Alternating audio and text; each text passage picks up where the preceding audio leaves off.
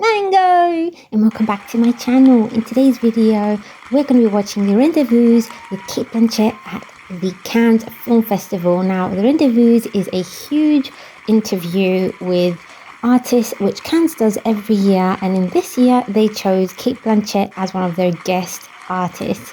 Now, we're going to watch this together because this interview has really made huge headlines because of Cate Blanchett's answers. Now, from what I've read very briefly online, she spoke about the MeToo movement, cinema, and about politics, which is a huge subject now. She spoke about the wars that are happening, genocide, refugees, and a lot more. So let's get started. And to moderate the discussion, please welcome Didier Alouche.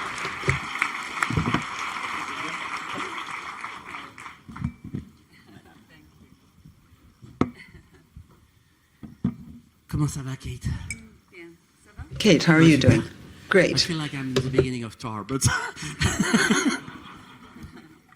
All right, so I really wanted to start with it because, first of all, we're very happy that you're doing this rendezvous with us today. Oh, merci beaucoup. But you're also here for something that is very important. It's the Displacement Film Fund. So very simply, what is it and why is it so important for you?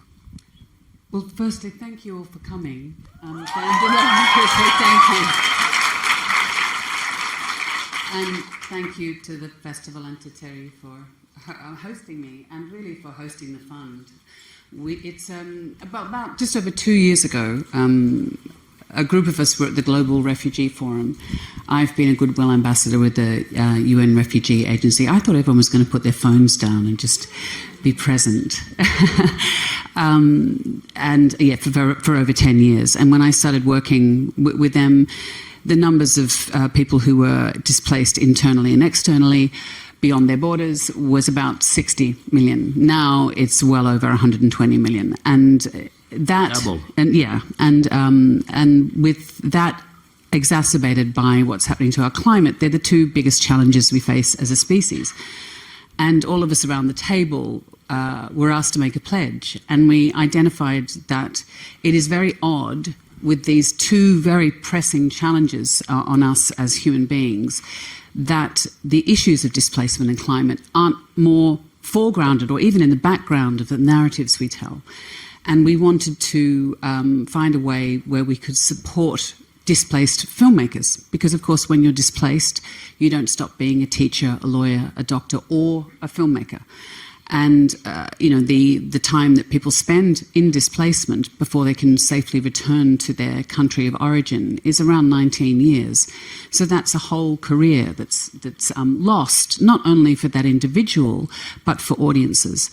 And so we very quickly, we thought it would take a long time, we launched the fund here at Cannes, and Terry very kindly offered us the platform. And then it was a rolling stone. We got great support with the Rotterdam Film Festival, Hubert Biles Fund, and some wonderful private partners, and have now developed a fund that gives 50 grand to five established displaced filmmakers or filmmakers who are alive to the issues of displacement to make a short film.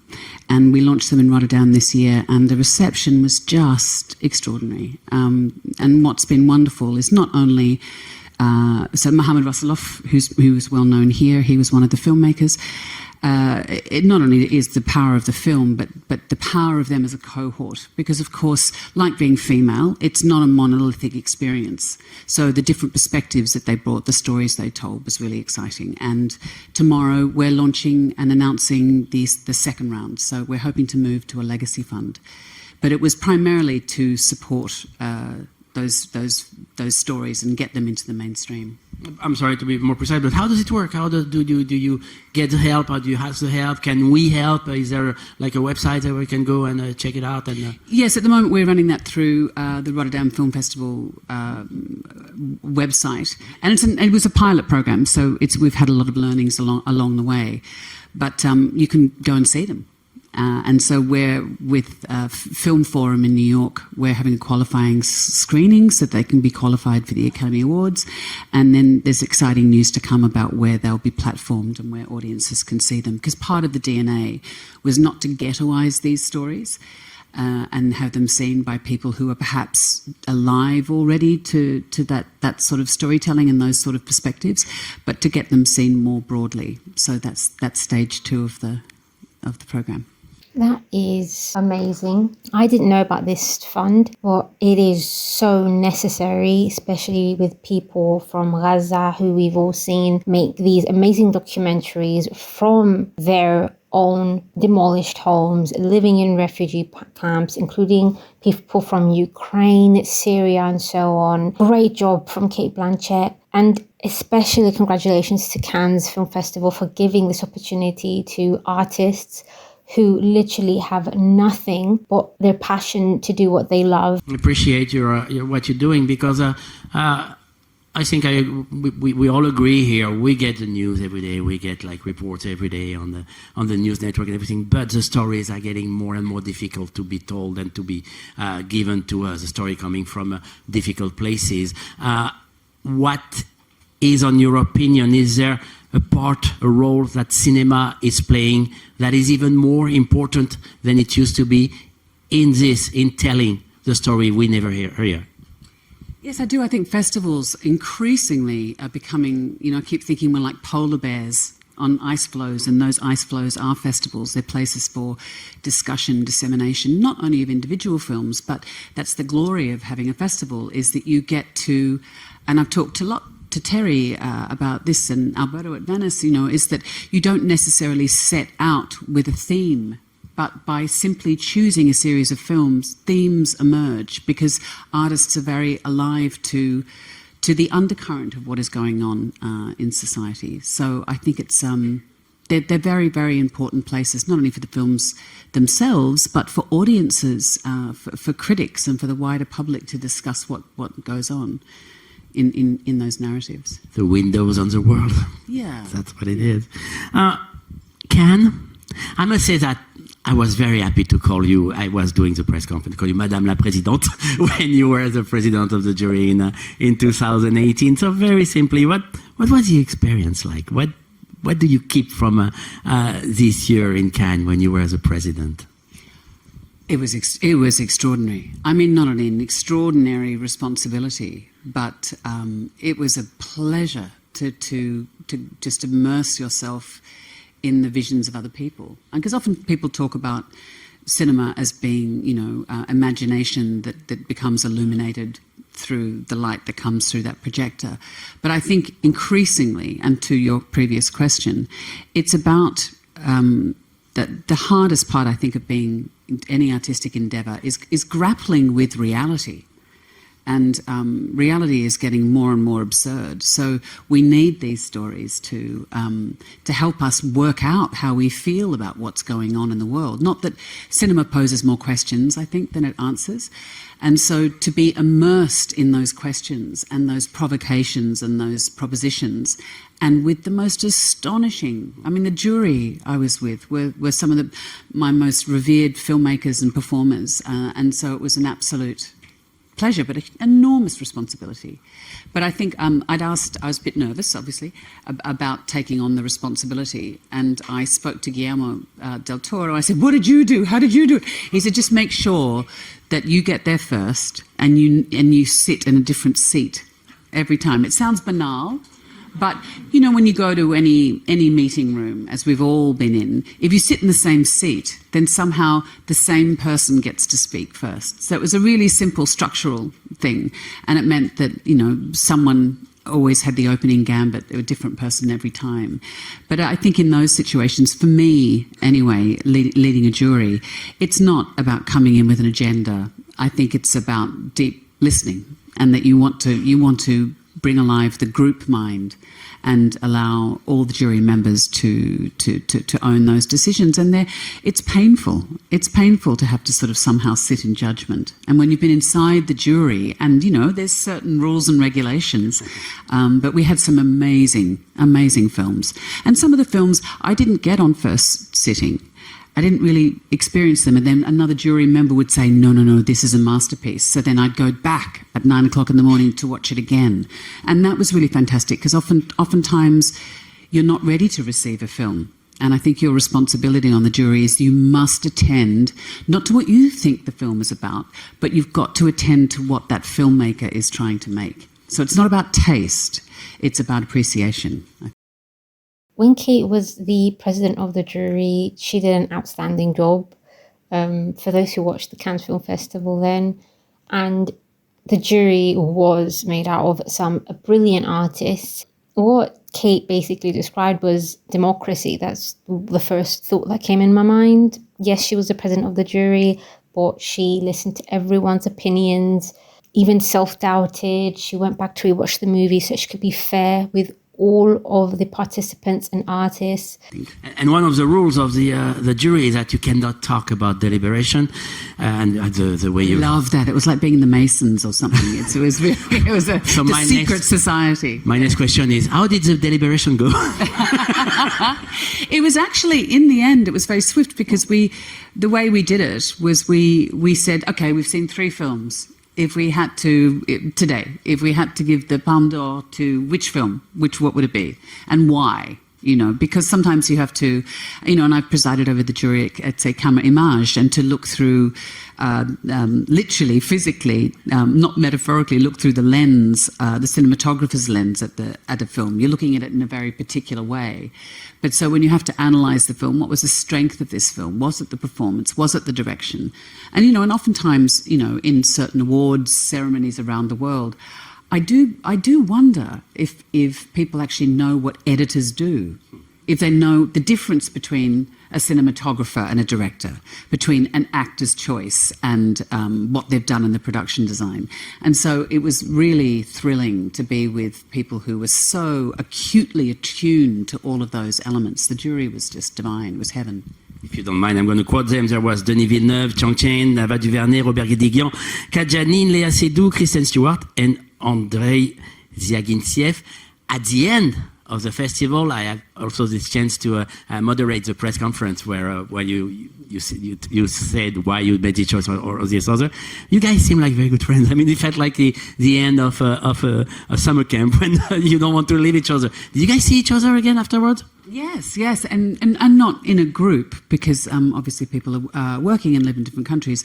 But yeah, we do stay in touch. Because I think you all have a shared responsibility. You run the gauntlet and you do so in private. I mean, there's very few places really that are private in the way that, I mean, that's what I love about CAD. They really respect that. And as soon as the film is finished, you know, the guards stop people from leaving so that the jury can be sequestered. It really does value the process of deliberation. It respects that.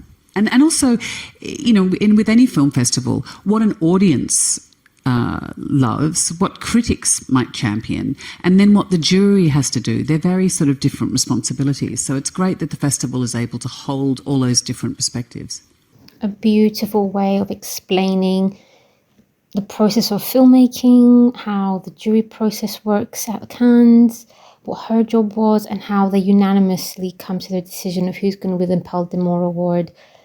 Very well said. As again, I mean, Cate is just speaking so eloquently, and she's breaking down everything from a simple question. She breaks it down to all aspects about how the audience perceives things, how the jury perceives things, the actors, and also the process at the Cannes Film Festival, how the jury and the president's treated, how the audience, the filmmaker. It was lovely to hear that because it's not something that you usually get to listen to. You just see everything as much as they want to show from the festival. So it's nice to see how everyone's being treated, including the filmmakers and the audience. It was also a very important year this year because I never forget this moment when you and Agnès Varda went, Thierry talked about that earlier today, went up the stairs with a group of women filmmakers and women artists, and in order to support the 50-50 gender equality movement, and also Time's Up, and it was a time of MeToo. Also, the question is very simple. Isn't that sad? We're talking about the time of MeToo. It was the beginning of MeToo, I'm sorry. Well, I mean, it got killed very quickly, which I think is very interesting. I mean, all that was trying to say was that there are a lot of people with platforms who are able to speak up with relative safety and say, this has happened to me. And the so-called average woman on the street, person on the street, is saying, me too. Why does that get shut down? Why does that get shut down? All you're saying is that they, what it revealed is, a systemic layer of abuse, not only in this industry, but in all industries. And if you don't identify a problem, you can't solve the problem. If you shut that problem down, if you shut that conversation down, you can't move on. And I mean, I'm still on film sets and I do the head count every day, and it is still, there's 10 women and there's 75 men every morning. And I love men, but but what happens is the jokes become the same. You just have to brace yourself slightly. Now I'm used to that, but it just gets a bit boring. It gets boring for everybody when you walk into a homogenous workplace, and I think it has an effect on the work. But I was so grateful to Terry and to Alberto and all of the leaders of Cameron and all of the people who were leading the major festivals around the world signed to say that they would make a pledge to increase representation, because it's better for audiences. When you see the same old, not that, there's extraordinary films every year in all of these festivals, but when the voices are all the same, it does become a bit beige for an audience. And I do think it has affected the programming. Slowly catches the monkey, but I think it has had an impact on what we see. The thing. Now, this is one of the moments from the interview that did spark a lot of debate online about Cate's opinion about the Me Too movement. And honestly, the Me Too movement was created for women who were sexually assaulted or treated unfairly in Hollywood. The average woman on the street could say Me Too, but the response that she would get at work was 0 to maybe 1% chance of her actually finding her justice. And although the Me Too movement did help a lot of people, a lot of women and men, including Brendan Fraser and Terry Crews, who were also sexually assaulted by big executives in Hollywood, it gave a platform for many women who were victims in Hollywood, but it was also abused by female artists who wanted to get attention, fame, and just make fake accusations about people. The biggest example is Amber Heard, who became the face of the Me Too movement by lying about her accusations about Johnny Depp, got big roles, got the fame, got Johnny Depp blacklisted from Hollywood for years. He's literally just started making films again in Hollywood, got a lot of money, and then years later, after her accusations, they went to court, put everything on paper, and it became so clear how she faked all her accusations against Johnny for her own and used the Me Too movement to benefit herself. Now, it is people like Amber Heard, who was featured on magazines for the Me Too movement, had lawyers from the Me Too movement defend her, and had these big group of friends and actresses and musicians that were standing up for her because of the accusations and because they were part of the Me Too movement. So yes, it was a very good idea and concept, but it was also abused and used in the wrong way on certain occasions. And that's why it sort of stopped working very quickly, because of the magnitude of positives were also the same as the negatives that it was offering. So I think that is something that Cate should take into consideration. Is that you're absolutely right. I mean, it has changed since it's been almost 10 years, but not really. I mean, when Hollywood say we're going to change everything and we're going to have women directors and stuff like that, yeah, they do, but for TV shows and this kind of stuff. And nothing wrong with TV. I love TV, but in terms of movies, big blockbusters, that hasn't really changed. I mean, for the first time ever, there was a women a women cinematographer winning the Oscars this year. It's the first time ever, in 2026. This is great, but it seems that it's going too slow. I mean, do you see that? Was there any effort in terms of the industry to implement some changes, or was it like smoke and mirrors? There was a notion of an inclusion rider, which those of us who have a platform could put into their contracts. Never really happened. But very quickly people said, oh, we've got our own version of an inclusion rider. Or if you talk about a green rider, because that's another thing, is you can't just make documentaries and films that have a climate change lens. If we're not making the work in a way that is sustainable, then that's a deep hypocrisy, right? So, but very quickly the studios are saying, no, we've got our own green rider. And I've had many experiences when people say, just here she comes, put out the recycling wheelie bins, so she thinks we're doing something. I was like, guys, you've got to start as you mean to continue. And I know from personal experience, when we took the theatre company that we ran in Australia, we took it off the grid. And when we did that as one of the first initiatives, everyone was saying, what does that have to do with our core business? What does that have to do with making theatre? But as people started to gain ownership of it, they saw that there were visual and creative opportunities in there. It changes the way you look at the work, and it innovates the work, and so people start designing differently.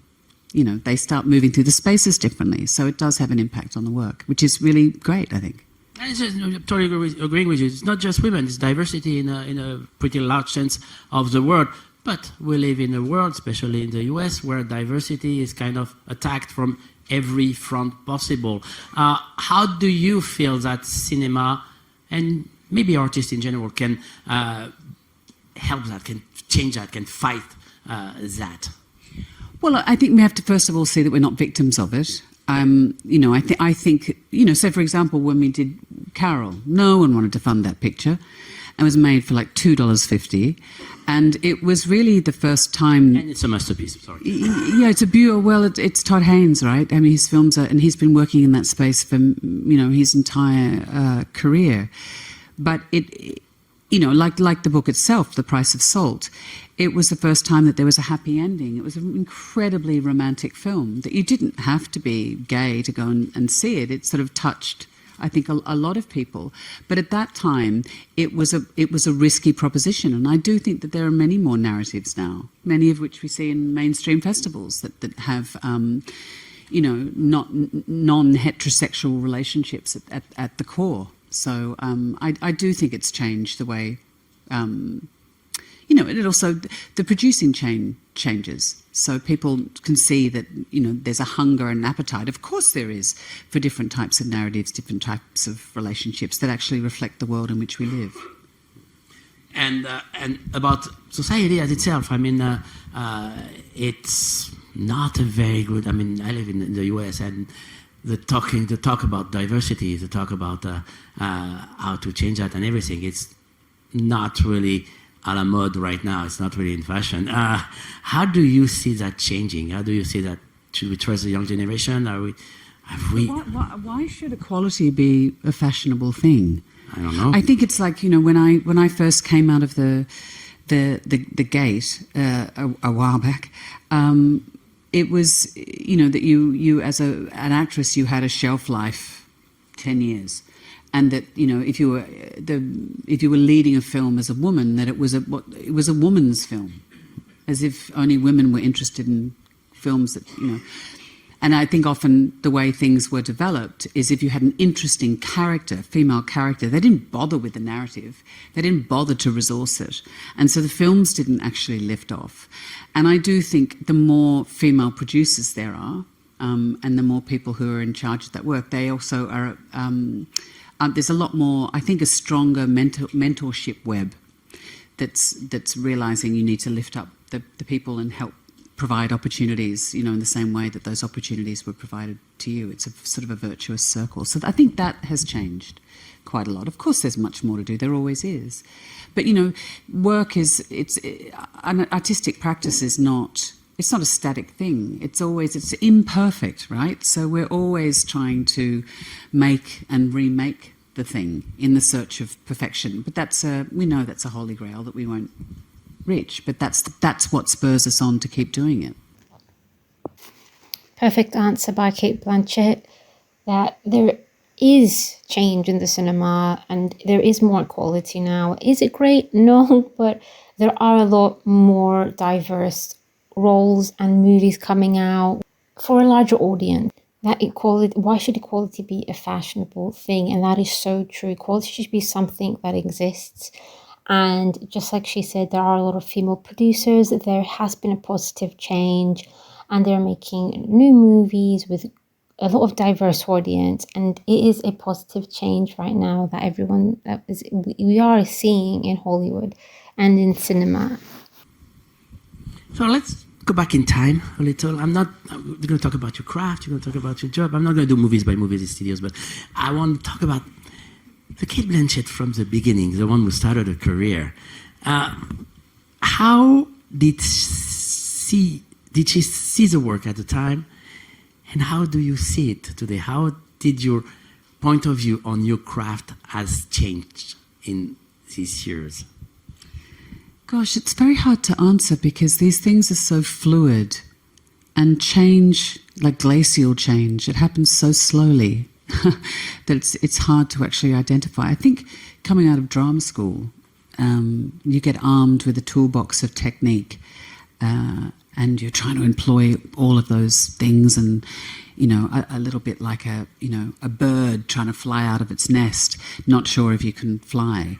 But in the end, I think perhaps I was searching for solid ground. But you quickly realise that, any artistic life, no matter what art form you're working in, is you're always working on quicksand. And in fact, I think I work better in quicksand because you find the way you need to stand. Each project reveals what you need to do. And like art is in life, you're always searching for flow. And so if the thing is flowing, don't arrest it. Don't arrest it with technique. That's the thing I've learned. Just let it go and trust that, experience or connecting with the other actor, radical presence will actually see you, and humility. But in the end, I think what hasn't changed is I always start with not knowing. And so the process of working on something, whether it's in film or television or theatre, is a process of trying to find out. So it's always wanting to be in a project. I think I heard Richard Serra say something about his work, which I thought really resonated with me, is that if he can sense what the project is, what the sculpture is going to become, then he turns away from it. If you know what it is, then it's not rich enough to sustain you, and you should hand it to somebody else. So I think I always like those things, and that's why, sometimes it just doesn't work, which is a very public failure, but that's, I suppose, what I've developed is a thick skin, but yeah, so I think it's probably just trusting that the work will reveal itself to me, which, at 3 o'clock in the morning, when you're staring at the wardrobe and thinking that perhaps now is the time to kill yourself because it happens, rather than going on set the next day, that hasn't changed. And I think nerves are important. I think nerves are really important because it means that you might have the chance to break through to something new. How about the passion? Is it still here? The passion for you? Yeah, definitely. How to keep that? Oh my God! Look at the people I've had the chance to work alongside. My God! I step on set and I think I get to work with you, and you're the costume designer, and oh my God! Look at this incredible array of props that I've got to play with. There's so much around you to inspire you. But look, as I said at the beginning, there's the world's in a parlous state. And there's a lot to be done.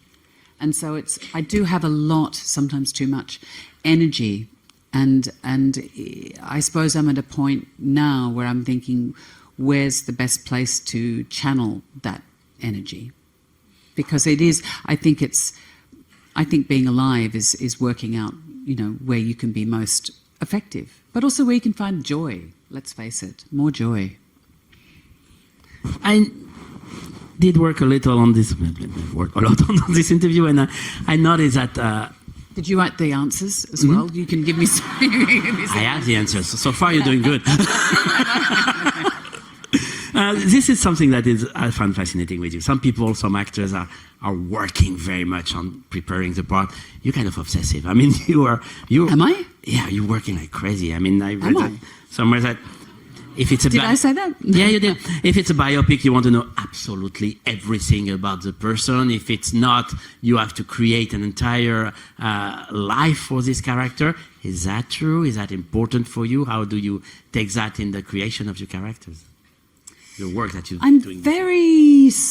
I'm very slow. You know, and I keep saying to filmmakers, just can the first 2 days, can I just walk by in the back of shot, you know, before I have to actually do anything? It takes me a while to warm up. Maybe it's just years and years of being in a theatrical rehearsal room, is you get to play around a bit before. So in terms of the preparation, I think the preparation I remember when I was playing a version of Bob Dylan, I had a panic attack of sorts because I was on the set of the second Queen Elizabeth film, The Golden Age, and I had to lose quite a lot of weight. And so, so I was getting thinner and thinner and thinner as the film went on. And every lunchtime I was watching the outtakes from the Pennebaker documentary, you know, thinking, I have to leave here on Friday, get to Montreal on Saturday, have a costume fitting and be on set for the Dylan film on Monday. And so I felt like I had no time to prepare.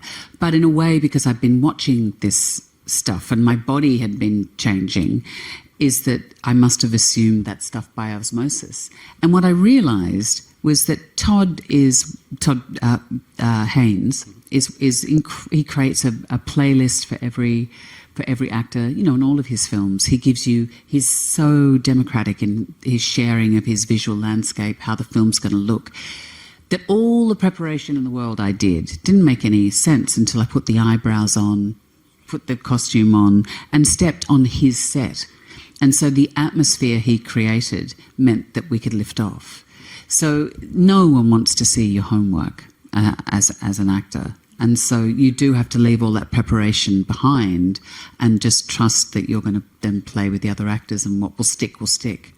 Although my friend who was doing makeup at one point said, I think you need to put a sock down your pants. Yeah, because it just would give me a different sort of package. And that was very helpful. I hadn't thought. So sometimes a suggestion comes from other people in the spur of the moment. Well, you answer kind of answer my next question, but I was about to ask you about instinct, about the part of instinct that you keep for every character, because I remember it's one scene. It's just a look in Babel, in Aviator's movie, when she understands what's happening. She's in the bus and she understands what's happening, kind of understands what's happening. You have a look that is. I'm like, wow, she got it, and I'm totally into the film. You caught us, you caught me at least, into this bus with you. This is something that is when the character was shot. Yeah, when she understands what's happening. I mean, not the shot itself, but this moment right after, and it's just a look in your eyes that I'm like, wow, this is happening, because she's with her eyes, she's telling me this is happening. This is something that I found fascinating. I mean, but Inaruti, he loves. He's incredibly intense and loves that chaos. I mean, the experience of the film was incredibly chaotic. My son had an accident in Morocco, so I think I was quite traumatized anyway. So maybe, that was art imitating life. But, I remember the first day we shot, Brad and I shot a scene. And we did a couple of takes, and Inaritu came up and said, "This is shit." He said, "What is this shit?" And he said, "There's nothing here." He said, "This scene has to work, or the movie doesn't work." He walked off. You know, but what it is it knocks you off your centre. I mean, that's a form of direction. This is the thing too. It's a really interesting time, I think, for us to think about the way we talk to one another on set. Because some people would say that's incredibly disrespectful, or that's upsetting to me. But sometimes a director can lead with love, but incredibly tough love. And I've been sort of thinking a lot about how we can create respectful spaces for one another that are still robust and demanding. Because I think we have to be rigorous when we make film. With joy. Joyful, always joyful. And, we have to play, right? We're playing. But sometimes you have to say, sometimes someone's just not, they're blocked. And there's, you have to try ways to help them unblock them, So it's, it was, but yeah. So I don't know whether that look was also just frightened that Inarita was going to come in and say, it's shit, to me again. Well, whatever it was, it worked. It works. Yeah. I also read an interview where you said that you once saw Baryshnikov dancing on stage, and he was flying as he did, and you said that you were totally in awe from this moment of grace where we don't know if the dancer is gonna land, and this moment where he's totally into his art and he gives that to the audience, the moment of grace. Can that moment of grace happen on the set for the actors? Yes, but it is at that moment. I remember seeing Baryshnikov late in his career, and there was, obviously he couldn't do those big leaps that he had once done, and it was the most brilliant piece of, I will answer your question, brilliant piece of costuming. He was wearing a black turtleneck, and you felt he was jumping 100 feet into the air, because what you were paying attention to was his facial gestures and his hands. And from years and years of experience, his hands, well, it was like magic. And so he was like he was lifting off into the air. It was the most superb, working with a dancer's limitations, but the history of their understanding of weight and space. And what he could deliver after all those years in the gesture of a little finger or the lift of an eyebrow was as if he was leaping into the air. But I do love, I love dance. I love when we dispense with words and things are reduced to a gesture. It's just heaven for me. But I do love that moment where, and maybe that's what you seek as an actor, what we seek as human beings, is that, when you leap off into the air, there is a moment when you don't know whether the dancer is flying or falling. And it's that moment, I think, that we search for, in life, in art. In craft, your craft, can that happen mostly in theater? You do a lot of theater, or is it possible? On the set, it's very technical. There's a lot of people. There is we go back and forth and everything. Theater's very technical as well. But it's it's like surfing a tsunami. If you've prepared enough, then you can surf that technical stuff, and there's an exhilarating pleasure to surfing the technicality. But it's when you're, and that's where you rehearse and you do a few takes, and by hopefully take two, if or if you're working with Woody Allen, take one, and then he's gone to play golf. The same with but. Yeah, so hopefully then you've mastered all the technical things, so then you can just play. But I'm sorry, did you just say that you did everything you do in Blue Jasmine with one take? No, but Penelope Cruz gave me a heads up. She said that because Woody Allen didn't speak Spanish, she said if I wanted another take, I said, it's my accent. He said, "Can I just go again for my accent?"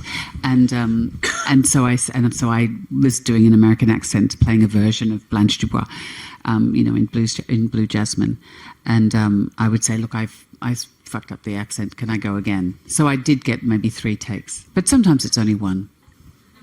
Well, wow. But look, if there's no time, if you're losing the light, then you can. If everyone goes like a performance on a stage, then you can all do it, and that is thrilling. It's thrilling for the crew, because then it's a collective endeavor. This sounds like a masterclass for acting by one of the greatest, like Cate Blanchett. She said that when she left drama school, they gave her a bunch of techniques which she was eager to use, and she just found that going with the flow and not using most of those skill sets was actually the best thing she could do, which is a great advice for any young actor and actress out there. She said that she always has passion and that the movie sets and the stories themselves are what make her have passion for cinema, and everything about it, from the costume designer to the sets, the props, the other actors, everything is what drives her to do what she does, and that she still till this day, even after winning 2 Academy Awards, and she still gets nervous and stressed. And that's how you know that's what drives her. And also, it gave us a glimpse of how she chooses her projects by saying that if she reads a script and she believes that she knows the concept around the movie or where it's going to go, then she does not take it, because she wants something that's going to excite her and bring out her own questions and surprises her. So I think she does also view it as an artist and the audience when she reads the script. If you need acting advice, of course, you're going to get from one of the best. This is something that also Meryl Streep said recently, that even as much as you can try to prepare for a role, it just happens when you're on set in the outfit of the character. And that is when you just start playing off the other actors and the scene that you're in and the set. So if Meryl Streep and Cate Blanchett say that, that is great advice from 2 of the greatest actresses of all time. It is great to see this side of Cate where she speaks openly about her own stress, anxieties, about her not feeling even prepared for a role, and then just going on set and trying her best and just having faith in her own talent and flow. And also the help from the director and the makeup artist, which gave her great advice. Doing an entire scene, especially in Blue Jasmine, which Cate Blanchett's character and performance was outstanding. Like, you guys, whoever hasn't watched Blue Jasmine, you should definitely watch it. Also, Penelope Cruz's advice was funny. It's a very good way of getting your director to retake a few scenes. But as Cate said, we all do look for thrills in our life, especially with everything we do. And just like she said, whether it is on a film set or theatre, you always do have to go with the flow and just take all your knowledge and talent and just try and surf through it, go with the waves, get past it and try and do your best. Well, my favorite actor and actresses are the ones that I'm not expecting in a part. I mean, you are one of those. I mean, you've done everything. Carol, Jasmine, Bob Dylan, Galadriel, and many, many, many, many, many more. We cannot say this role is made for Cate Blanchett, but we can say Cate Blanchett can play anything. You even played the German Chancellor, Olga Hoffmann, in Rumors. Is it important for you to maintain this level of diversity? Is it important for you to surprise yourself as much as you surprise us? I'm a bit of a strolling player about that. I mean, I also have... I love my garden. I love my 4 children. And there's a lot of other things that I do with my time. And so it's sometimes, great opportunities come along and you just, because of the weight of your life, you can't pick those things up. So sometimes it's just, yes, I can do that. That's at the end of summer. The kids are back at school. I can go and do that for 3 weeks. And I think that's probably why I've played parts big and small. It's like, I'd love to be in that, but I can't do that. I can only do that. Is that all right? So it's being part of that endeavour, and I love being part of an ensemble as much, as I do kind of leading the conversation. But I don't know. Yeah, there's plenty I can't do, and hopefully stuff that I haven't done yet. But you do get, Cindy Sherman talks about this, that as you get older, the palette that you're playing upon gets perhaps more calcified and less malleable. So, yeah. You really believe there's some stuff you cannot do? Heaps. Really? Like what? Well, I used to be able to tap dance. I can't really tap dance anymore. Oh, too bad, because I can't play the cello. Yet. You couldn't direct an orchestra. But the sad thing is, I tend to learn things. I've got a facility for learning things quickly, but then I have a sort of a physical dementia and I forget it. It's, yeah. So you wouldn't be able to direct an orchestra right now? No, well, I don't know. I could probably wing it. Although I just worked with Dudamel at the LA Philharmonic, and that was something, you know, when you watch someone who is a real conductor, it's amazing. I personally don't believe that there's anything or any character that Cate Blanchett cannot do. Her filmography and a list of amazing characters and performances have shown that. I know that an actor always says that he doesn't want to judge his character, but is it really easy to do? I mean, can you avoid judging the people you play or having an opinion about them? I think it's super important. I mean, you don't want to tell an audience what to think. You don't want to tell them what to think about subject matter either. I mean, I think our job as filmmakers, as actors, is to ask questions. You know, politics is a place that is about solutions and outcomes and statements, whereas I do think that art is about provocative questions. And so you have to ask those provocative questions about a character, but a little bit like a therapist, you have to say, I suspect the thing that they're hiding from is this. But if you present it with great judgment, then I think it bogs the thing down and it prevents the audience accessing perhaps the roiling questions which might lead them out of the auditorium having a more interesting conversation. I never want to tell an audience what to think. But do you get questions? Do people ask you, oh, she was really mean in Tar, or she, the lady from Disclaimer was like, are they asking you question coming to you and, and asking what to think of them? I mean, Tar's an interesting case in point because people immediately, I think if you see the film once and you could think, oh, okay, yep, that's about cancel culture. But it's not. I always thought it was a meditation on power. And if you think about the word, because I kept saying he never answered the question, of course, but I said, Tar, that's such a funny name. And I was in Poland, in Budapest filming, and there was the word for pharmacy, and part of it was Tar in it, and it had an acute on it. And so I said, look, at least let's put an acute on her name. But of course, it's an anagram for art, isn't it? So for me, it was very much about the brutality of the creative process.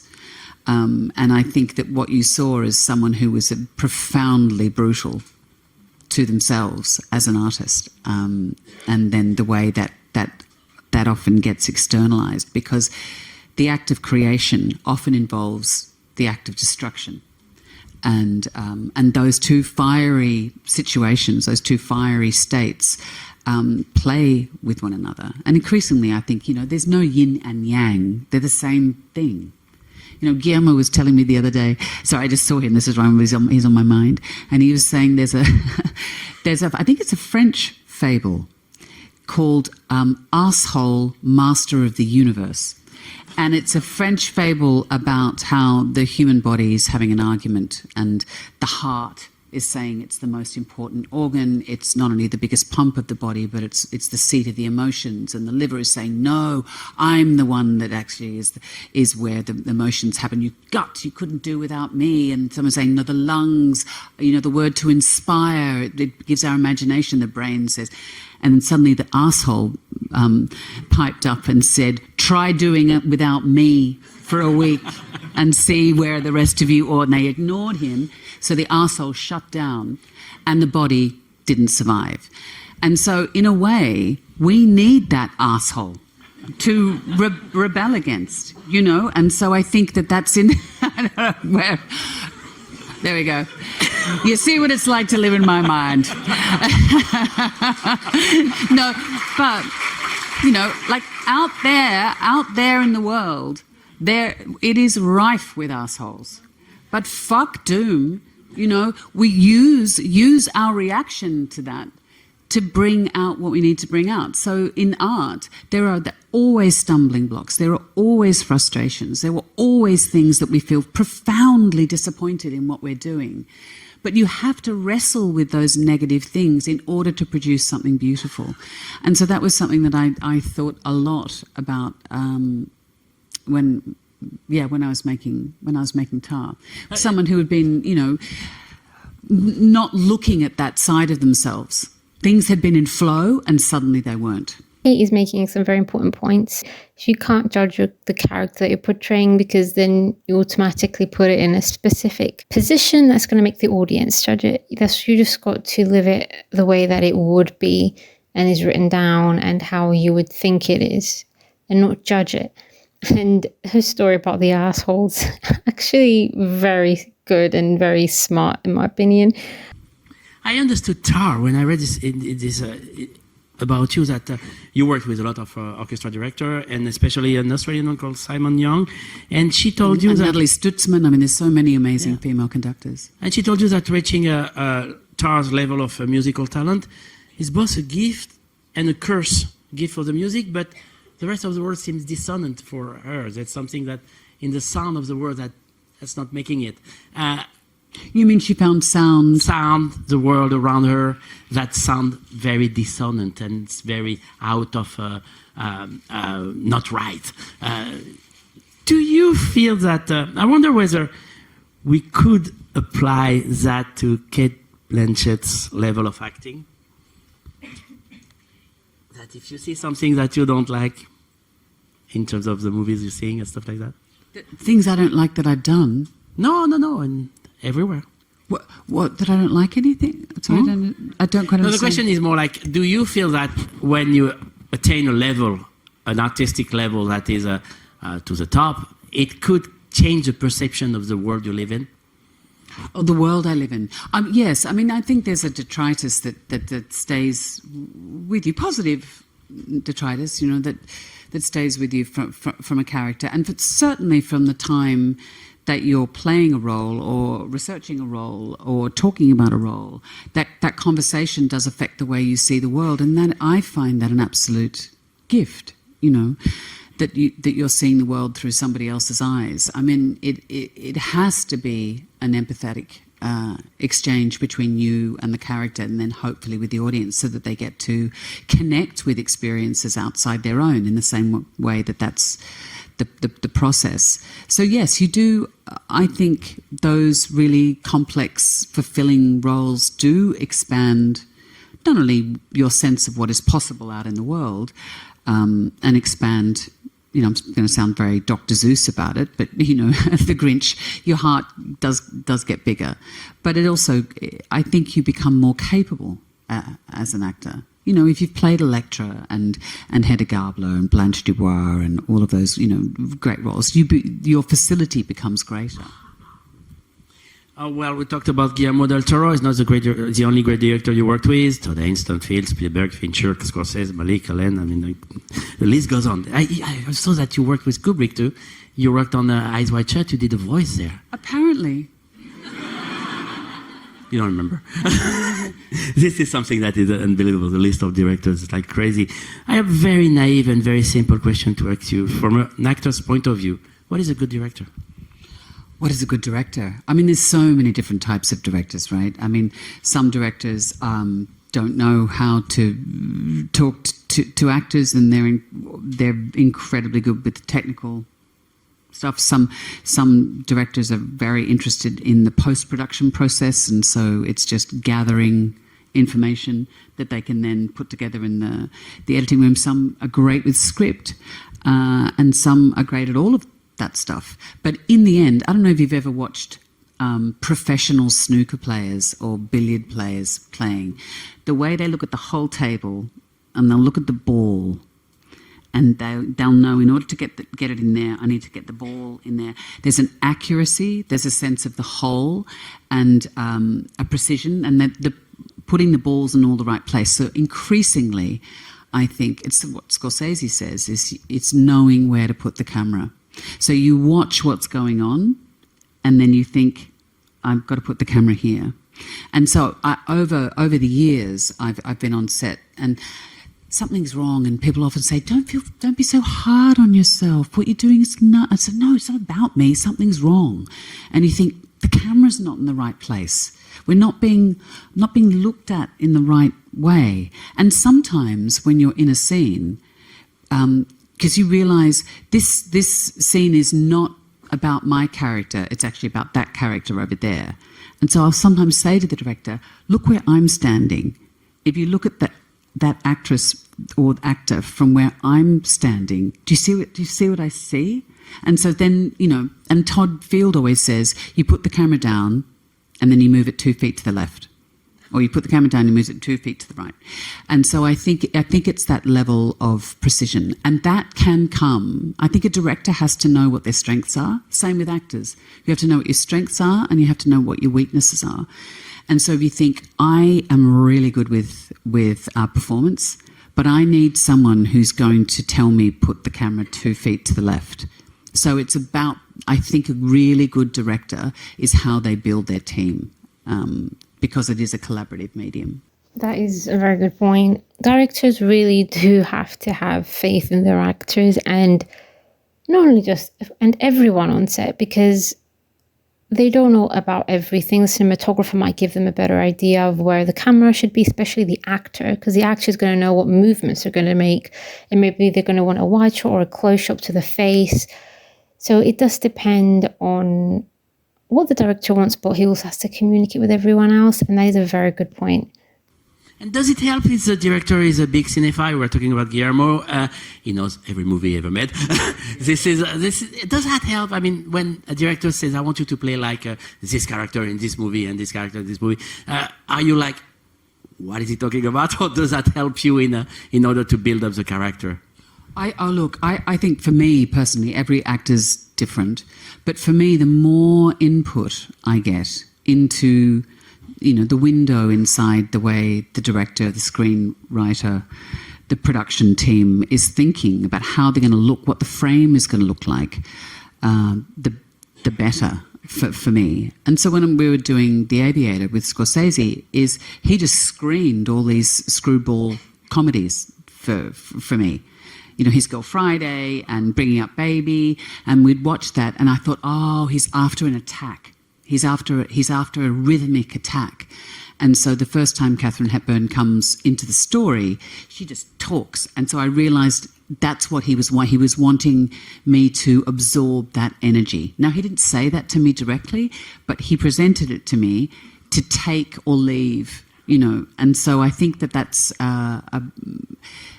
everyone says that good directing is also casting, right? So you cast people and then you want to see what they're going to do with the role. So I find those references, and with Guillermo, it's always a tour around the set and giving you, options to play with, in the environment. And he's very, very inclusive in all of the aspects of the process. He wants the actors to sort of have as much information as they can. I find that I love that. I love that. Well, we're talking about The Aviator. What you do in the film is absolutely remarkable. And but I was wondering, when I saw the movie, I remember at the time, I was like, it's Katharine Hepburn, but it's not really Katharine Hepburn. It's like your version of her. Is that what Martin Scorsese wanted? Is it something that you kind of created with him? Yeah, I mean, he said, oh, she doesn't have to be a redhead, she could be blonde, she could just look exactly like you. What he was saying was he was liberating me from the idea that I had to do an impersonation. It was a terrifying proposition, I think, primarily because I was presenting her in the medium that she's so iconically known. If it had been a stage play, there would have been more license in a way. So, and I was also in colour, when in that period all of her films were in black and white, and so there's a strange dissonance to that. But so it was a bit nerve-wracking trying to find that balance. In the end, though, my job was to be in the film that Martin Scorsese was making. It was not about, presenting a kind of a drag show of Katharine Hepburn, although some people might think that's what I did. So I don't know. Kate's portrayal of Katharine Hepburn was outstanding. She nailed it. And then Katharine Hepburn is also one of the greatest actors of all time. So Kate portraying Katharine was one of the most iconic of cinema history. And Martin Scorsese's advice to her was perfect, just giving her the freedom to do what she wants and not just impersonating Katharine, more like just developing her own way of thought and personality of how Katharine is in certain situations. So I think that was very good advice. I don't think a lot of people think that. I'm going to open the floor to questioning in a minute, but before that, I would like to ask you a question that you probably got a lot, but I'm very curious. What role changed you in your career or in your life? What were the most important moments of your career that you kind of said, this paved my way to where I am now?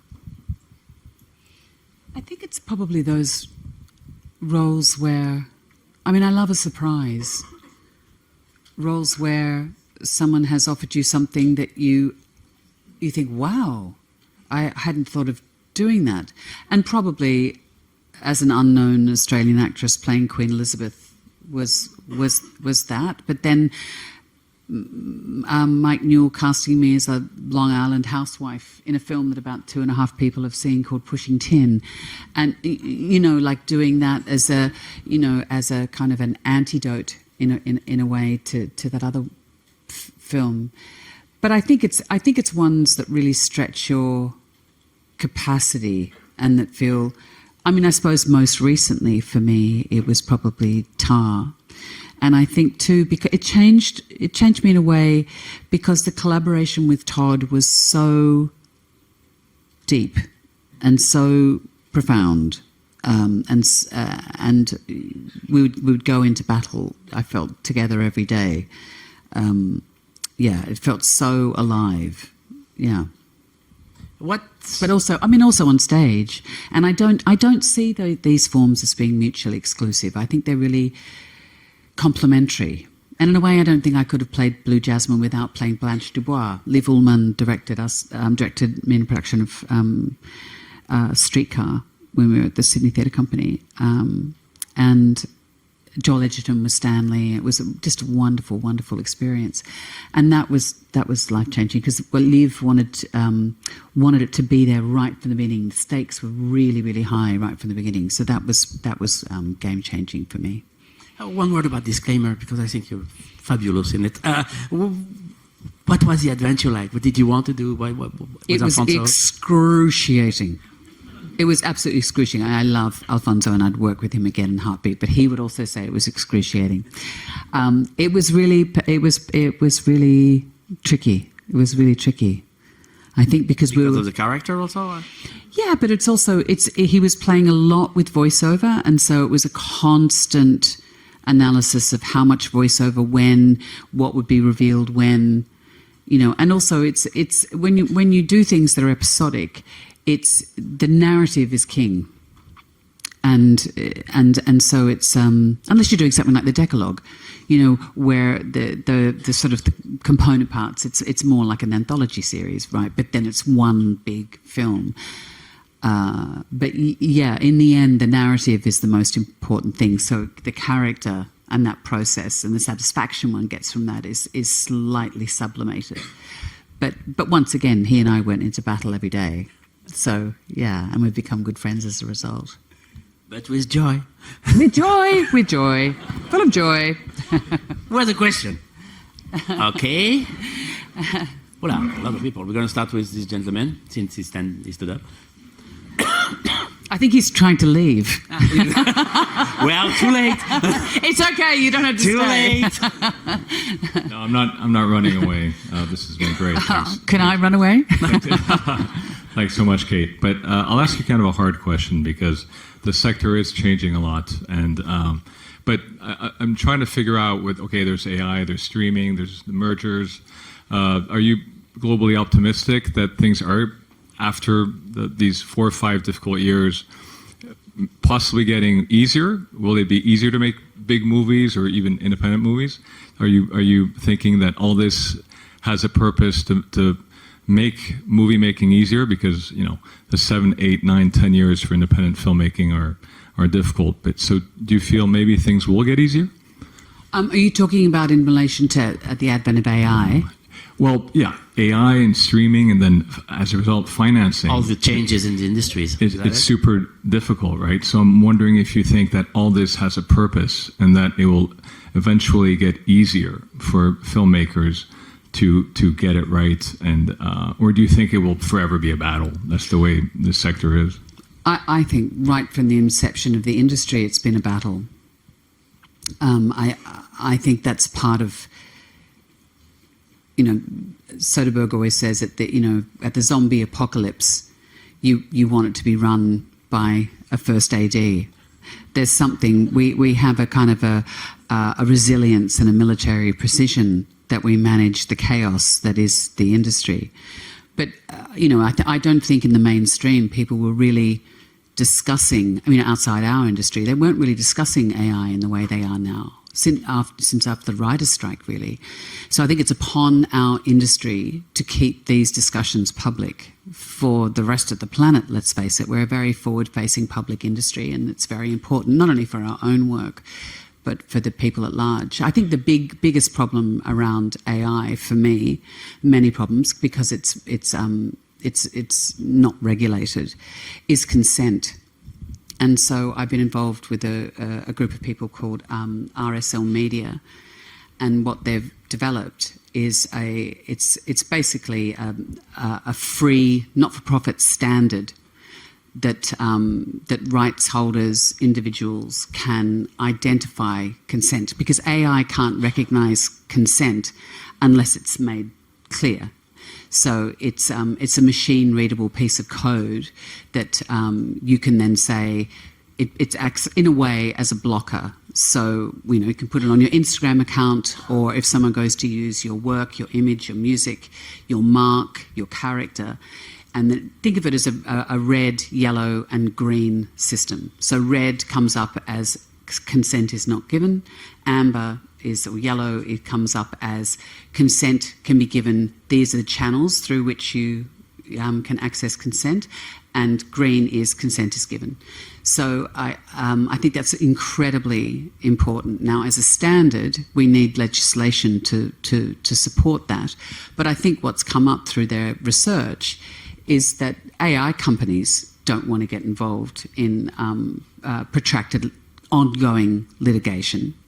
And, there's a moral responsibility to do the right thing, but they kind of want to do the right thing, but they're not being given a solution-based system to do it.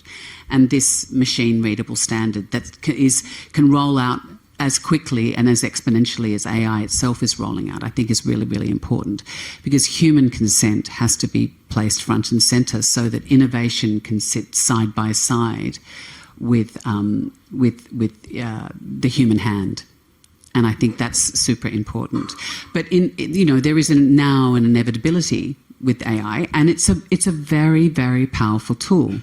Now, I don't use it in my everyday. I prefer to read a book or go for a walk, but that's my choice. But there will be other parts of my life that will be involved with AI. I think it's just that it needs to be a greater sort of transparency, and it's a very, very powerful tool. And like any powerful tool, it needs to be handled with respect and with caution. And so I think it's really important, and I think the conversations are really important. But yes, I think it's about knowing when it's on, knowing when it's off, and knowing that consent has been given. But if your question is also about budgets, I think don't you think that it's not a straight line? It's always like this. It feels that there's. I've met a few people here who are developing funds because they realise that it's a very powerful industry. And there's a way to reach people through stories, and perhaps in a post-truth world, that in fact you can actually connect with people more powerfully through this medium. If you don't, that's a great. Sorry, that's a great Did question. I not answer the? So just the second issue, we feel the Americans are less present this year, and so they were trying to figure things out. Are you looking forward to doing more stories, more films in Europe and maybe Australia, etc., in the coming years? But just like it's nationhood is a kind of it's stitching us up as a species. The notion of borders. Films are not like that either. Of course, there's tax breaks in certain countries, but invariably, if you're working in one country, there's a myriad of producers that are bringing not only finance, but also expertise, crews, creative teams, post is done somewhere else, that we do make these things globally. I think it's where, I think my biggest problem is how the things get seen. I'm not so worried about how they get made, because I feel sometimes, like I'm about to work with Brady Corbet on a film, and the fact that he made The Brutalist for what, $9 million, beggars belief. And sometimes you've got to be careful who you say this to, but sometimes you can have too much money, because with too much money they then don't know how to market the bloody thing. So I'm not so worried about them getting made, but it's where the platforms get seen. And so therefore you want to be aware, now that these platforms are being increasingly centralized and the platforms themselves have political agendas, that the work itself then doesn't get cauterized before an audience gets to experience it as it's meant to be seen. That's, for me, a problem, I think. I don't know if that answers your question. That was a lot to unpack. First off, about the AI, Cate is absolutely right. AI can be helpful, but you also have to use it with a lot of caution, and there has to be consent, so that the writers, the actors, the directors, the filmmakers, and everyone in every occupation that has to use AI, there has to be consent in order for you to also work with AI, but for the AI not to consume the product and the work. So that is a very good point by Cate. And also about the finances, she nailed it down perfectly, and she broadened it around, saying that there's some people that are given very little funding and they can make a masterpiece, and there's people that have too large of a budget and they do not know even how to market the movie. And then there are some movies where they have producers or a marketing team where political agendas get involved, and they take and edit the movie according to what they want to produce and showcase to the audience. So that is a huge statement by Cate Blanchett. And I'm glad that she's speaking out about it. And she's a person that has been speaking up about a lot of things for decades. She's not someone that stays quiet. She stands through her rights and her morals, and she speaks up about for everyone in the industry and for those who don't have a voice. If you don't mind, I'd like to rebound on the AI question, because sometimes you get reminded how crazy this world is by little details. And one of those was the new rules from the Academy recently, when you've seen written black on white that the actor has to be human to win an Oscar, that the screenwriter has to be written by a human being to be eligible, which is pretty logical. But I know there's a lot of young actor students in the room. Should they feel threatened, beyond the consent question that you're absolutely right about, should they feel threatened by the AI actors? Should they feel threatened by what's going on? Are we going to be able, as film lovers, to still see the difference? Is there a danger? Cate is absolutely right. Again, AI can produce monochrome products. It is lifeless. It doesn't have color. It doesn't have texture, and very that is also why people need people. Like when you go to see a movie in the cinema, you exit it, and you see everyone's emotions. People start speaking to each other about what they saw. They have opinions, and that is produced by humans. The AI doesn't have that, you realize and that is what Cate's Cate's trying to say, that there is the fact that she they can't think say if it's there cheaper. is a danger, but she doesn't believe that the AI I'm can buoyed produce up or create what by humans the can. amount of small pop-up cinemas that have that are taking place, because it's not just going to a cinema to sit down and watch a film. It's having a great bar or whatever that you can spill out to and actually talk to people about what you've seen. And I think there is something about the touch of the human hand. Now, I think there's an enormous creativity that goes into making those things. I think it's just if it identifies itself as being an AI, it's when it doesn't identify itself as being AI, and that we're asked to sort of tell what's real and what's not real. I think the ancient art forms of theatre have never been more important as a forum, as a place to gather, and neither has as film festivals as well. I think it's super important. As Cate said earlier, she doesn't want her perspective to influence how the audience views the character or a scene. So I think she answered that very diplomatically, while also giving a wonderful story and backdrop about how the scene was created and hinting to how we can interpret the scene.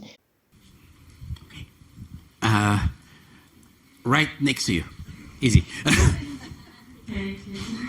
I told you before in real life that you're a genius. And we wanted to ask you, my producer and I, how young and older can approach you, producers and filmmakers. We have a real Chio love story for you, where you would love 3 lovers at the same time and lie all the time. It's ending in a drama, and we wanted to. I mean, I have the hard drive here for you, but Masterclass and job. Yes. I mean, my agent's sitting in the front row. Yeah, sure. Maybe we'll say that Sure. later. No, she's not. She's not my agent anymore. She's just sacked me. Sorry, I have no representation. Okay, something else.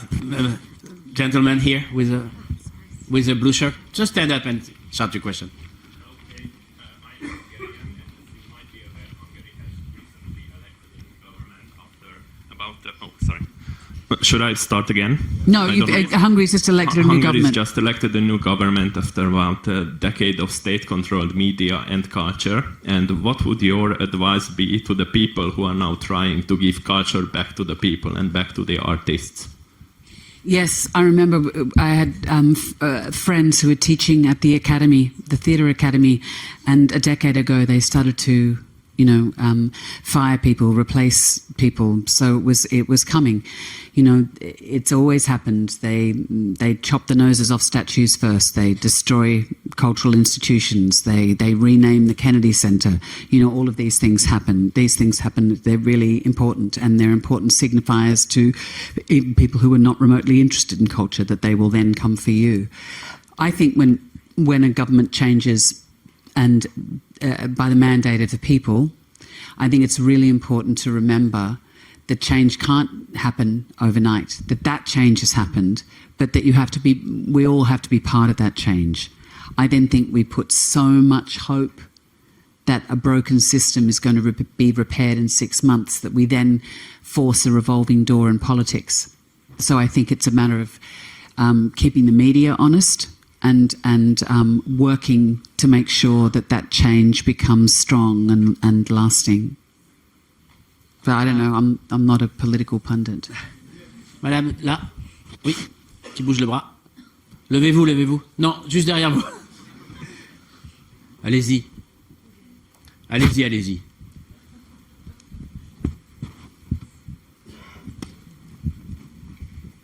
Merci, bonjour Kate. Je vais poser cette question. Hi Kate, I will put this question in French. Bon ordre, donc je compte sur Monsieur Alouche pour traduire. Mr. Alouche will maybe translate it for you. I want to come back on a scene that we saw at the beginning, Carol, the last scene. And I'd like to know, I also want to know if in the head of this character there was an internal monologue. I always wanted to know, how did you work with audience on the final scene of Carol? When she looks at the camera, the question is, does she have like a monologue in her mind? Does she ask, what is she thinking about? And how did you work with Todd on this last moment of the film?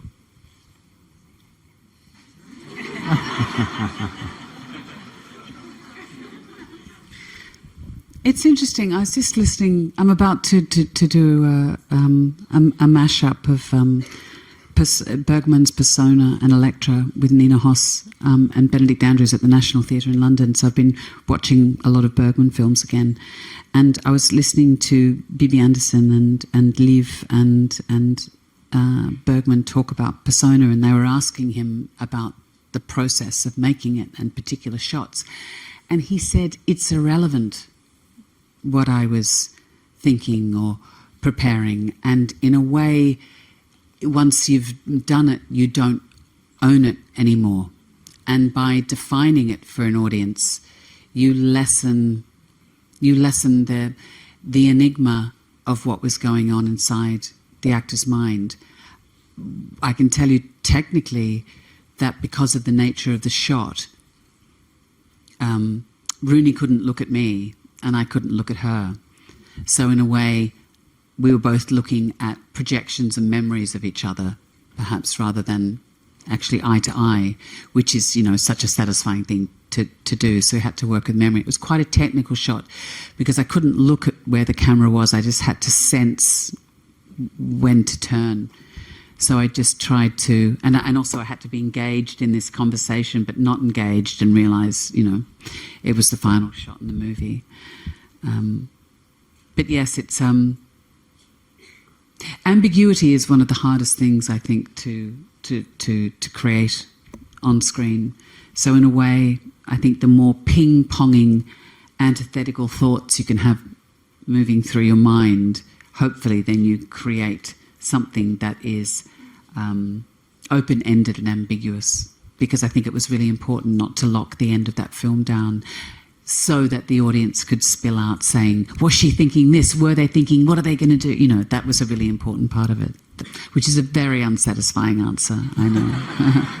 Well, it's one of the most beautiful endings I've ever seen, so... okay, first row. Thank you for being here. I'm Polly from Greece. We had the pleasure of having you in our country recently. Yes, yes, with Sweet Sick with Alice Birch, yeah. I want to go back to the MeToo subject, and thank you for your answer. And I think that we're approximately the same age, and I think that you might agree if I say that one of the greatest differences that I'm experiencing in the last 15 years is the camaraderie amongst actresses and producers and directors. We grew up with the narrative of women are antagonistic and they don't know about friendship, and, you know, not only in cinema but in real life, which I had to be 40 years old to realize that this is a big lie. I had great female friends, and I wanted to ask you if you see it as well, and if you have people that you have admired growing up. And if you now look at younger actresses and say that, oh my God, she's an amazing talent, is there this kind of support now in Hollywood when women support each other? Yeah, and not just in Hollywood. I think all over. I think you can see that in evidence with actresses who are starting to direct and then and providing opportunities through their own cachet, through actresses, say, who don't have as big a profile as they do, but they know they have an incredible capacity and they want to be able to showcase that. Definitely. And I think I noticed that with a lot of friends, women actresses who are producing a lot more now. And so they're committed to making sure that they make the effort to hunt out people who perhaps, you know, once again, have a wealth of talent, but you know, need some mentoring or support. And I also think, you know, developing programs to support those people and knowing when the right time to expose that person is, but it's also having private conversations. You know, I think those song lines are much more overt and alive. I think we allowed ourselves to be, but we were also quite siloed from one another. And as you say, that was certainly the narrative when I entered the industry. And the truth was too, you know, not that there have suddenly been a rash of extraordinary female writers. They were always there, just that the scripts never reached you, or they were going to be made for $2.50, and then, you know, and worse, they might get made, but then no money was spent on distribution or P&A, you know. So I think that's really changed. So, and, you know, my generation is very aware that we've come from that toxic environment and not wanting to replicate that. So in any way that we can pave the way or help support, you know, the women who are coming up behind us, I think, you know, we're not only feel the responsibility, but are really excited to do that. Because I get, you know, it's like my kids. You know, my 24-year-old son is working in the film industry. I love talking to him because he's always introducing me to filmmakers that I hadn't, you know, or musicians that I didn't know about. I think that cross-generational fertilization is really, really exciting. We have time for 3 more questions. I'm going to go over there. Yes, you, smiling. Yes, hello. My question was, how do you interact with movie as a spectator, since you are an actor and you see the making of movies? Are you still capable of having the illusion of a film, or do you just see the craft? How do you interact with movies as a spectator? Yeah, that's interesting. I think when I first started making film, I was aware of, what had been cut out, and I was still trying to work out what all the departments did. So I would take the building blocks apart and have to watch the film a second time. But I'm still the person who screams and cries and laughs, and I'm a really great audience member. I love it. Yeah, no. In fact, I enjoy it more. I enjoy it more. Yeah. More. Yeah. Really.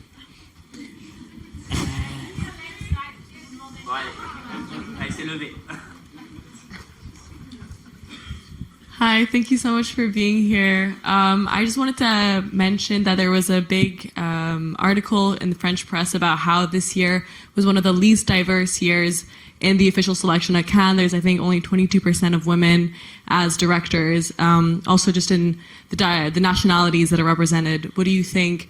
Is this a bad omen? What do you think this represents? And also, I just want to say thank you so much for your advocacy on Palestine. It's so important, and we're just so lucky that we have a voice.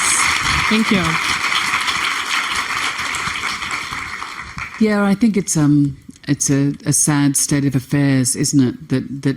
That film festivals suddenly become the only place where one can talk about wars, conflicts, genocides, as if they're going to be solved here.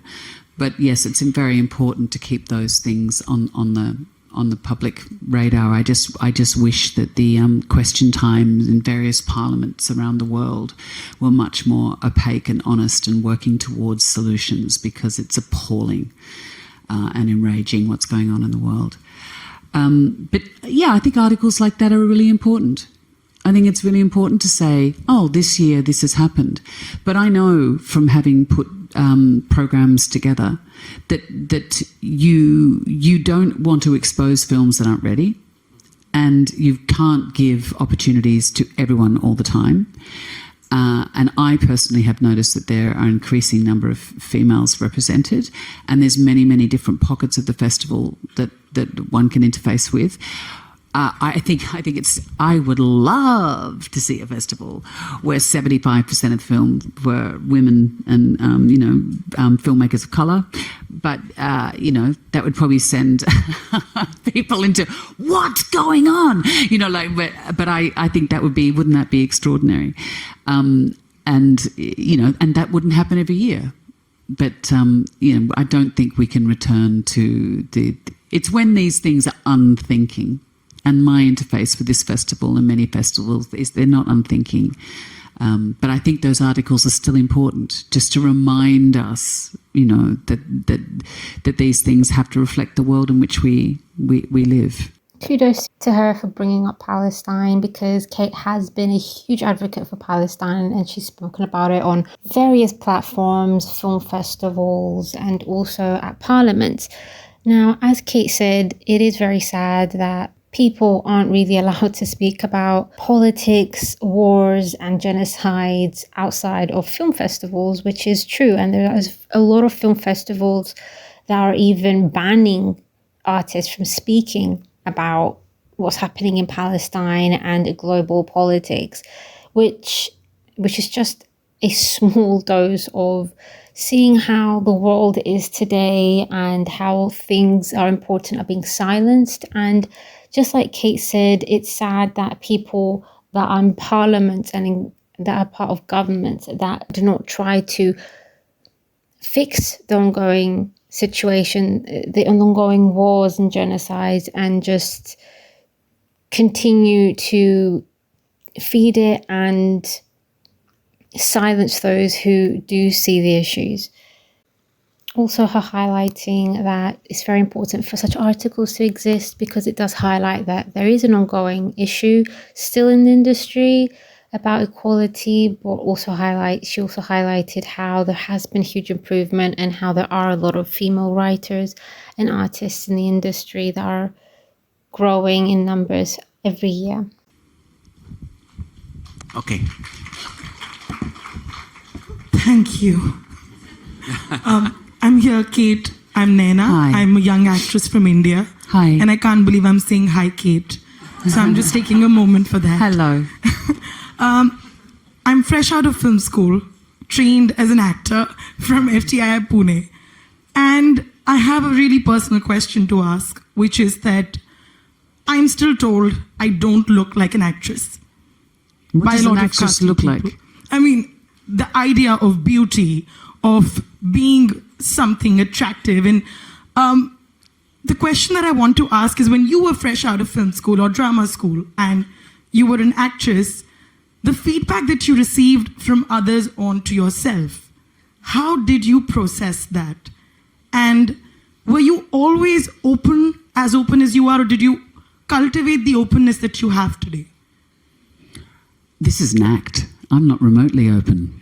Well, you're a good actress. Look, I mean, I know what you mean. It's. I think we all have to celebrate our difference. You know, when I came out of drama school, I was on stage and I saw a photograph. I was playing Kafka's fiancée, Felice, I can't remember her last name, and I saw a picture of her and she had rather large teeth, and I decided to smile like that. I didn't work for 9 months after that because my agent had to say, that's not really how she smiles. So you've got to be aware that you know, people didn't know what to do with me when I first came out of drama school. You know, like, didn't know what to do with me. Didn't know I was too this or too that, or, you know. And the thing I did, which was an absolute revelation, was a casting director, because I wasn't working. And I certainly didn't think I was that girl to work in cinema. I thought I was a kind of galumphing theatre actor, which is fine. You can galumph away. But she called me in to read opposite people who were auditioning. And it was such an education, because I realised that people got parts not because of their skill. It was often to do with, you know, with things that you couldn't do anything about, like, you know, the size of your nose, or the blah, blah, blah, blah, or they've actually got a girl who looks like you or a boy who looks like you. And sometimes it walked in because you were trying to apologise. The person was trying to apologise for who they were, rather than celebrate who they were and ask questions of the people that they were in. So I think that's great. I think it's fantastic. I think we should be walking proud. And the other thing is, we have to sometimes make the work for ourselves rather than wait for it to come to us. So I think it's constantly being alive to finding who your people might be. Yeah. Thank you. Yeah, but good luck. Good luck. It's an exciting way to spend your time. Oh, Cate really did comfort that young actress from India. She told her to embrace who she was, and she gave an insight of how being casted isn't only about, you know, your acting skills or how you look. It has to do with maybe a certain characteristic or how you showcase yourself. It's just a lot of different aspects, and that she should just be herself and try and be confident, and also try and find work for herself and produce the work. So that was a really good advice from Cate. Okay, one very, very last question. You. The mic will come to you. Wow, thank you so much for this discussion. It's been amazing. I wanted to ask you, because you discussed a little bit about not judging the characters you're playing. So I wanted to ask, how do you approach separating the art from the artist when it comes to someone who has problematic political or social views? Thank you so much. Yes, I think it's very, very important to ask those questions. You know, I think when those things are made public, it's very disconcerting if you found that you've worked with someone or are working with someone who has behaved in ways that are reprehensible. And, you know, there's a lot of secrets that we all hold that we don't tell one another, and when those secrets become public, it's somehow quite difficult to deal with. But I do think it's an eternal question, and I think it's how